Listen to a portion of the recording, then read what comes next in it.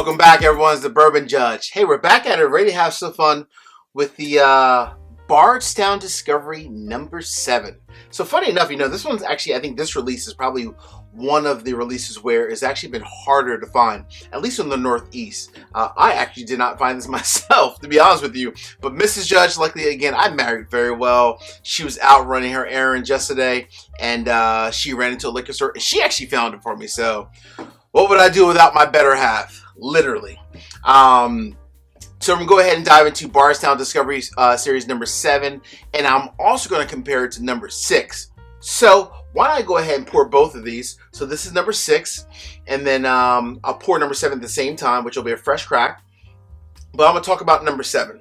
So what do we know? First and foremost, with Bardstown Bourbon Company, of course, the Discovery Series, which I reviewed on numerous occasions, and I will put the link up above for some previous reviews.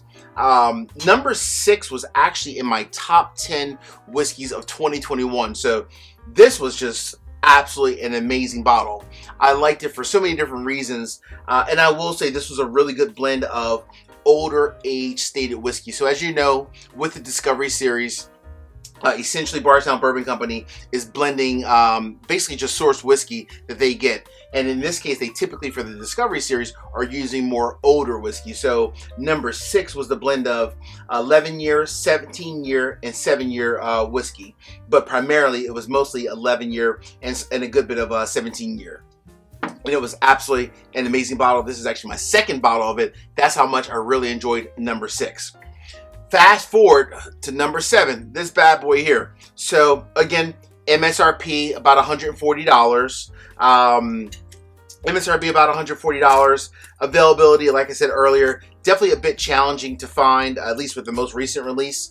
But from the age statement, what I do like about this is that they're very consistent in terms of using a lot of older sourced whiskey, and they're very upfront about it because they always put it on the label on the side. And I will fly this in so everyone can see it.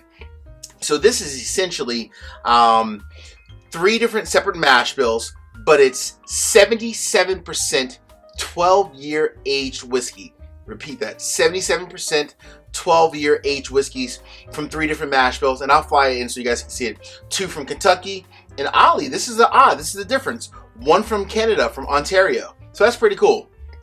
And then the rest of it, the other 23%, you have 15% Indiana, so MGP, which is 7-year bourbon, and then the last 8% is Tennessee whiskey, which is probably Dickel, and that 8% from Tennessee, which is aged 17 years. So again, primarily this is a 12-year whiskey with some 17 and 7-year kind of all blended in. So very similar to number 6. The huge difference, though, is that in this one they are using some Canadian whiskey in this one here. All right, let me pour this bad boy. So most of us do enjoy the Discovery Series because, Bardstown, they honestly are experts at blending great source whiskey. They truly are. All right, let's start with number 6, the one I just love so much. All right. And by the way, you'll tell here I'm using my, for both of these, I'm using my new Mini Glenns. I just got these in recently, so they're available if anyone wants them. Just feel free to reach out. I actually just sent a set of these rather, to one of my patrons. So through the whole patron thing, I sent a set of these to one of my patrons recently as well. So, all right, let me dive into this bad boy real quick. Oh, man. Gosh, I love number 6 because I felt like it was honestly a great blend of Kentucky whiskey with just the right amount of Tennessee Dickel. 16% in this one. It was just enough. It didn't overpower it. It kind of laid in very nice and soft and elegant, and I love that. Tons of caramel, just a smidge of dried cherries, some apricots on the back end, some nutmeg. Oh man. Hey, I say this each and every week. Peace, cheers, salute. I appreciate everyone out there. 3 quick, easy favors. Number 1, hit the like button. Number 2, drop me a comment. Let me know if you tried number 7, and if so, do you like it or not? Last but not least, hit the subscribe button and also hit the bell so you get notifications each and every time I produce new content. Cheers.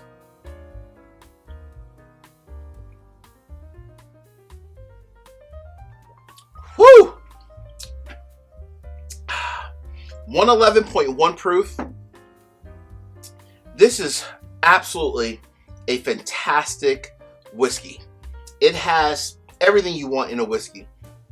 It's bold, it's robust, everything from the nose, the caramel, the oak, the brown sugar, the cherries, some of the apricot, some of the cinnamon, all of that comes through in the palate as well. And it's a nice, smooth, and long finish. It's a nice, smooth, and long finish. I like that a lot. It's very robust at the same time. Very elegant. Absolutely an amazing pour. Oh my gosh. Gosh, it's so nice. And I know I say that word smooth. A lot of us don't like that word smooth. Hey, I do like it in this case because it's robust and smooth all at the same time. It's very well-rounded, essentially. It is extremely well-rounded. Oh my gosh.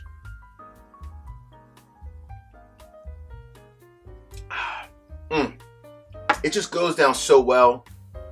And it doesn't have like that extra bite that kind of like that knock you out. And that's the reason why it's nice and well-rounded, where it doesn't have that knock you out punch. You can really sip multiple glasses of this over a night and enjoy it, which is very nice. All right, number 7. Let's see how similar or different this is. Again, very similar to the last one. Majority, well, this was majority 11 year. This is majority 12 year, but they did throw in that 21% coming from Ontario. So you have a lot, actually 20% of this Canadian whiskey. We shall see, but you still have some Dickel in there also. Now I will say, proof-wise, slightly higher. That was 111.1. This is 114.5 proof. All right, all right. Let's see. Okay. Now this is a neck pour because, as you saw, I just opened this one up. I will say this is interesting because, let's see, how much, it was 21%. Yeah, 21% Ontario Canadian corn whiskey. So what's nice about this in the nose, even though there is the Tennessee Dickel in there, you don't get as much of that off the nose. Let me just see the difference of Dickel in this one. This one has 16% Dickel. This one has, 8% Dickel, Tennessee. Okay, yeah, it's a huge difference. Yeah, 16% Dickel, 8% Tennessee Dickel. Okay, so a lot less Dickel in this one, which makes sense. That's the reason why you're not getting like that medicinal cherries and so forth in the nose in this one here. But a lot more corn. I'm sorry, not corn. Sorry, a lot more caramel. A lot more caramel.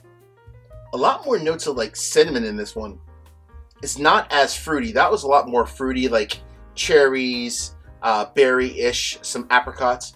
This is a lot more caramel, brown sugar, cinnamon, nutmeg forward. More of a traditional type of a bourbon, if you will. You don't get a lot of that. Okay, a lot of the cherries from the Dickel. All right, everyone. Cheers, my friends.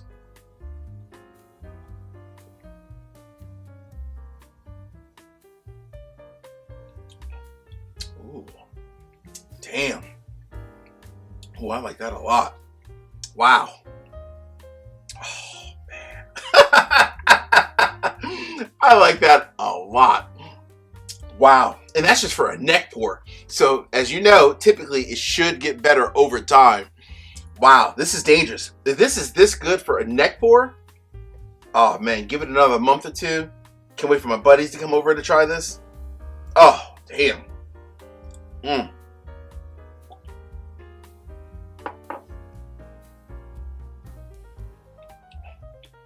Wow.